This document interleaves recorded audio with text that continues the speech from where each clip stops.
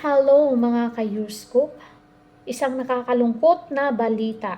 Aktres na si So Prado pumanaw na sa edad na 44. Nakilala si Prado para sa kanyang mga pagganap sa Philippine New Wave films gaya ng Barber's Tales 2013 at Oro 2016. Ilan pa ang kanyang mga pelikula ay ang Telma, Corazon, ang unang aswang. So napanood ko ito guys.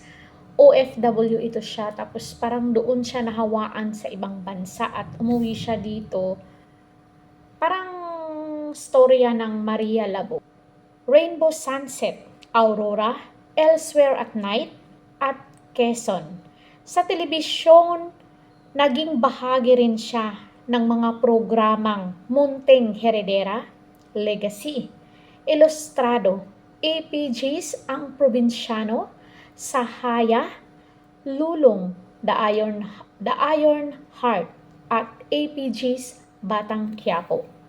Ilan sa mga parangal ay ang Best Supporting Actress mula sa Cinemalaya Philippine Independent Film Festival para sa pelikulang Kantil. So grabe no, ang bata pa niya. At walang sinabi dito kung ano yung ikinamatay niya. Siya ba yung asawa ni Mark Lapid sa Batang Quiapo?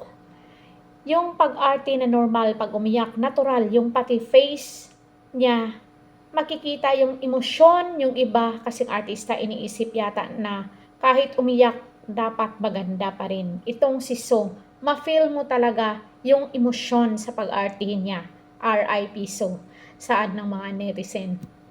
At naano ko dito kay So Prado, pwede siya sa bida, pwede din siya sa kontrabida. So, ano siya, parang kahit saan siya ilagay, napakagaling niyang umarte at natural ang kanyang pag-arte. So, yun lang mga ka-Yuskop. Don't forget to like, share, and subscribe. Caridad Yuskop Chika. Hanggang sa muli.